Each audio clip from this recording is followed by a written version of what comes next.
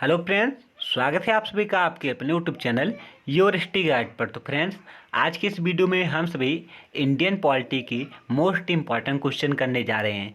आप सभी दोस्तों इंडियन पॉलिटी तो पढ़ते हैं, लेकिन इस पोर्शन से जो क्वेश्चन आते हैं इस पोर्शन को आप सभी उतने ध्यान से नहीं पढ़ते हैं, हल्के में इसे ले लेते हैं। लेकिन यहाँ से क्वेश्चन आता है और आप सभी का गलत होता है, इसलिए आप सभी वीडियो को शुरू से लेकर लास्ट तक देखिएगा और लास्ट में अपना स्कोर जो है कमेंट बॉक्स में बताना है आप सभी का कितना स्कोर आया है। चलिए पढ़ना शुरू करते हैं। पहला क्वेश्चन देखते हैं, विश्व का सबसे बड़ा लिखित एवं सर्वाधिक व्यापक संविधान किस देश का है? भारत का, कनाडा का, अमेरिका का या रूस का? तो राइट आंसर जो है भारत का।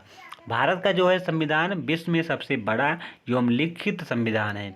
अगर बात कर ले कि विश्व में सबसे बड़ा लोकतांत्रिक वाला देश कौन है, तो भारत ही है।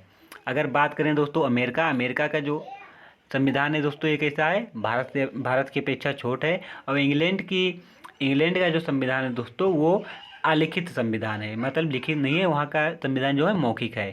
आगे देखते हैं, भारतीय संविधान कैसा है? भारतीय संविधान कैसा है? कठोर है, लचीला है, ना ही कठोर है ना ही लचीला है, कुछ कठोर है और कुछ लचीला है। तो इसका राइट आंसर दोस्तों जो है ऑप्शन हमारा डी होगा।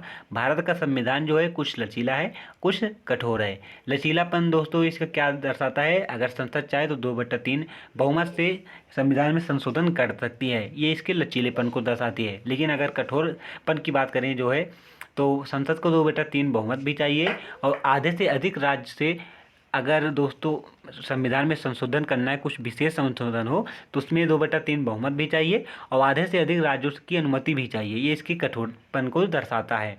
चलिए आगे देखते हैं, भारत एक धर्मनिरपेक्ष देश है, इसका तात्पर्य क्या है? भारत एक धर्मनिरपेक्ष देश है, इसका तात्पर्य क्या है? सभी नागरिकों को कानून के समान है, सभी नागरिक कानून के समान है, उस उस राज्य स्तर पर कोई धर्म नहीं है, सभी वयस्कों को चुनाव में मत देने का अधिकार है, सभी नागरिकों को भाषण देने का अधिकार है।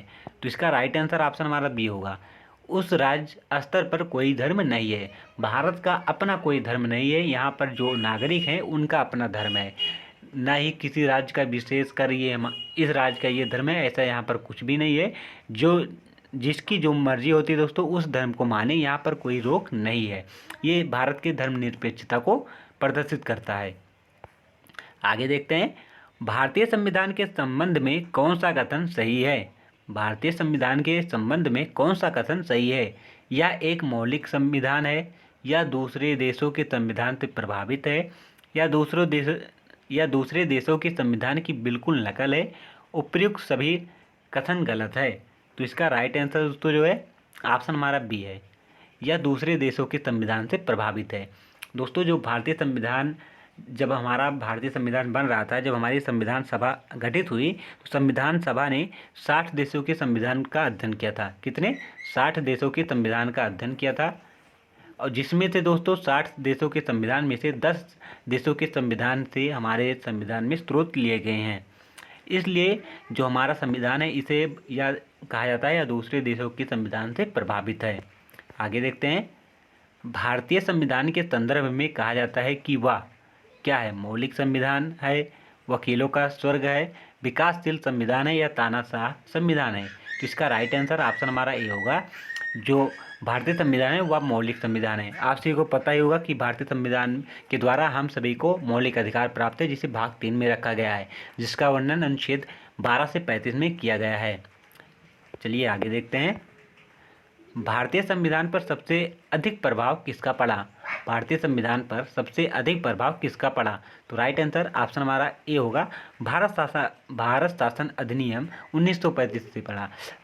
आप सभी को पता ही होगा कि हमारे भारतीय संविधान में 395 अनुच्छेद है, जिसमें से दोस्तों 250 अनुच्छेद जो है भारत शासन अधिनियम 1935 से लिया गया है। इसलिए कहा जाता है कि भारतीय संविधान पर सबसे अधिक प्रभाव अगर किसी का पड़ा है तो भारत शासन अधिनियम 1935 का पड़ा है। आगे देखते हैं, भारतीय संविधान का अभिभावक कौन है? या फिर अभिभावक के स्थान पर आपसे इसे पूछा जाएगा भारतीय संविधान का संरक्षक कौन है या पालनकर्ता कौन है? तो इस सभी का आंसर क्या होगा दोस्तों? ऑप्शन हमारा डी होगा, सर्वोच्च न्यायालय। सर्वोच्च न्यायालय ही संविधान का अभिभावक है, संरक्षक है, पालनकर्ता है। ये कोई भी वर्ड आप सभी से यूज कर सकता है इस क्वेश्चन के लिए। आगे देखते हैं, भारत में वयस्क मताधिकार की उम्र सीमा क्या है? भारत में वयस्क मताधिकार की उम्र सीमा क्या है? तो इसका राइट आंसर है ऑप्शन हमारा दोस्तों ए 18 वर्ष। पहले दोस्तों 21 वर्ष थी, लेकिन 61वां संविधान संशोधन 1989 के द्वारा दोस्तों उम्र को घटाकर 18 वर्ष कर दिया गया। पहले 21 वर्ष थी, लेकिन अब वर्तमान में कितनी है? 18 वर्ष है। किस संविधान संशोधन के द्वारा? तो 61 संविधान संशोधन के द्वारा। भारतीय संघीय व्यवस्था की एक विशेषता है। भारतीय संघीय व्यवस्था की एक विशेषता है। तो इसका राइट आंसर ऑप्शन हमारा दोस्तों डी होगा, शक्तियों का एकीकरण। शक्तियों का एकीकरण ही दोस्तों भारतीय संघीय व्यवस्था की एक विशेषता है। आगे, भारत के संविधान में संघीय शब्द की जगह किन शब्दों को स्थान दिया गया है? भारत के संविधान में संघीय शब्द की जगह किन शब्दों को स्थान दिया गया है? तो इसका राइट आंसर ऑप्शन हमारा ए होगा, सी होगा, राज्यों का संघ। आप सभी को पता ही होगा, अनुच्छेद 1 में कहा गया है भारत राज्यों का संघ है, इसलिए यहाँ पर जो संघीय शब्द है इसके स्थान पर क्या कहा गया है? राज्यों का संघ। आगे देखते हैं, भारतीय संविधान में कितनी अनुसूचियाँ हैं? कितनी सूचियाँ हैं? यहाँ पर सूचियाँ होंगे दोस्तों, कितनी सूचियाँ हैं? तो वर्तमान में तो दोस्तों 12 है, लेकिन जब मूल संविधान बना था, जब लागू हुआ था, तो उसमें 8 अनुसूचियाँ थी, लेकिन वर्तमान में कितनी हो गई हैं? तो 12 हो गई, 12 अनुसूचियाँ हो गई हैं। 4 अनुसूचियाँ बाद में जोड़ी गई थी। आगे देखते हैं, भारतीय संविधान का आप किस प्रकार वर्णन करेंगे? भारतीय संविधान का आप किस प्रकार वर्णन करेंगे? आकार में मध्यम, बहुत छोटा एवं सुसंसद, विश्व के सबसे विस्तृत संविधानों में से एक, या लिखित संविधान नहीं है? तो इसका राइट आंसर ऑप्शन हमारा सी होगा, विश्व के सबसे विस्तृत संविधानों में से एक है भारतीय संविधान। अगर आपसे इसे पूछा जाए कि वह कौन सी विशेषता है जो भारतीय संविधान को विश्व के अनेक संविधानों से अलग करती है, तो दोस्तों वह है भारत में जो त्रिस्तरीय व्यवस्था अपनाई गई है, ये भारत को अन्य देशों के संविधान से अलग करती है, क्योंकि विश्व में केवल भारत ही है जहाँ पर त्रिस्तरीय व्यवस्था अपनाई गई है। केंद्र सरकार होती है, राज्य सरकार होती है, दोस्तों ग्राम पंचायत होती है। यहाँ पर 3 व्यवस्थाएं, त्रिस्तरीय व्यवस्था अपनाई गई है। आगे, भारत का संविधान मान्यता प्रदान करता है। भारत का संविधान मान्यता प्राप्त करता है केवल धार्मिक अल्पसंख्यकों को, केवल भाषाई अल्पसंख्यकों को, धार्मिक एवं भाषाई अल्पसंख्यकों दोनों को। तो इसका राइट आंसर ऑप्शन सी होगा, धार्मिक एवं भाषाई अल्पसंख्यकों दोनों को। आगे देखते हैं, भारत में किस प्रकार की शासन व्यवस्था अपनाई गई है? भारत में किस प्रकार की शासन व्यवस्था अपनाई गई है? तो इसका राइट आंसर ऑप्शन हमारा दोस्तों बी होगा, ब्रिटिश प्रणाली जो है वो भारत में अपनाई गई है।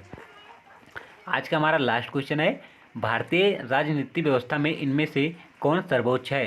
भारतीय राजनीति व्यवस्था में इनमें से कौन सर्वोच्च है? तो इसका राइट आंसर ऑप्शन हमारा सी होगा, संसद। संसद जो है, सॉरी दोस्तों, संविधान सबसे दोस्तों सर्वोच्च है।